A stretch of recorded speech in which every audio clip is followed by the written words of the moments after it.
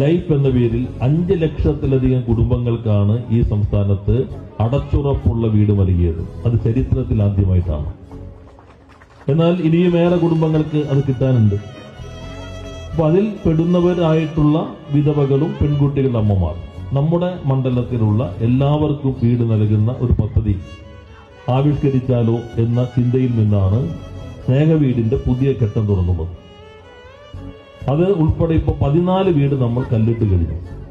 ആദ്യഘട്ടത്തിൽ 30 വീടുകൾ നൽകാൻ കഴിയുമെന്നാണ് കണക്കാക്കുന്നത്.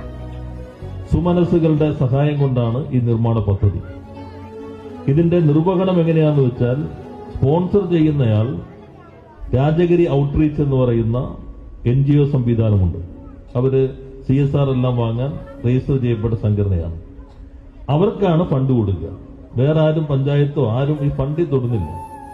അവർക്ക് ഫണ്ട് കൊടുത്ത് അവരാണ് കോൺട്രാക്ടർക്ക് പണം കൊടുത്ത് അവരുടെ മേൽനോട്ടത്തിലാണ് നിർമ്മാണം. എല്ലാ വീടുകളും ആ രൂപത്തിലാണ്. പരമാവധി സൗകര്യങ്ങൾ ഒരുക്കാനാണ് ഇതുവഴി ശ്രമിച്ചുകൊണ്ടിരിക്കുന്നത്. ഞാൻ ദീർഘിപ്പിക്കുന്നില്ല. 7:30 തിരിച്ചു വിടാമെന്നൊരു ഉറപ്പിലാണ് പ്രിയപ്പെട്ട ടോവിനയെ ഇങ്ങോട്ട് ക്ഷണിച്ചത്. ഇതിന് ഞാൻ നേരത്തെ സുമനസ്സുകളുടെ സഹായം കൊണ്ടാണ് ഇതെല്ലാം നിർമ്മിക്കുന്നത്.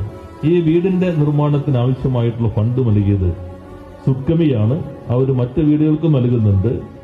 നമ്മുടെ ഒപ്പം മെഡിക്കൽ ക്യാമ്പ് ഏകദേശം 25,000 പേർ ഇതിനകം ചികിത്സാ സൗകര്യം ലഭിച്ച ഒപ്പം ക്യാമ്പിന്റെ തുടർ മരുന്നുകളും അവർ വഴിയാണ് ലഭ്യമാക്കുന്നത്.